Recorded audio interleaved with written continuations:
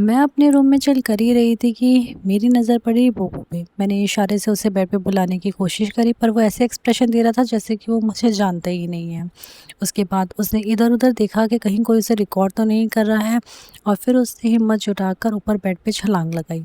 Bed पे जाने के बाद ही उसे रियलाइज़ हो गया कि ये उसका गलत डिसीजन था, क्योंकि वहाँ थे मेरे पति के पैर, जिन्हें सूंघते ही वो नीचे आ गया और उसका सर चकराने लगा। उसे समझ ही नहीं आ रहा था कि उसके साथ क्या हुआ, और उसे अचानक से चक्कर आने लगे, जिसकी वजह से वो बेहोश हो गया। बेहोश हुआ तो मैंने उसे थोड़ा-सा पैम्पर किया कि कोई नहीं लाला, ऐसा होता रहता है। जहाँ भी जाओगे ऐसे लोग तो तुम्हें मिल ही जाएँगे। जैसे-तैसे हिम्मत जुटाने के बाद मुझे आया आइडिया।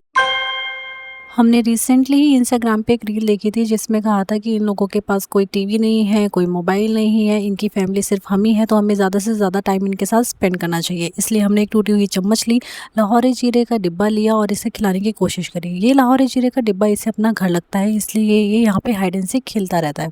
खेलते-खेलते इन दोनों की नज़र पड़ी बड़े साहब पे, और ये समझ गए कि वो फ्रिज से ज़रूर कोई ना कोई चटपटी चीज़ निकालने की कोशिश कर रहे हैं।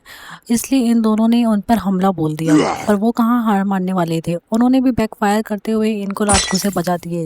ये तेरी की।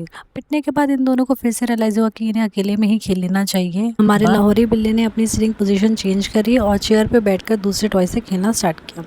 आज के व्लॉग में बस इतना ही। मिलेंगे हम दूसरे व्लॉग में। बाय।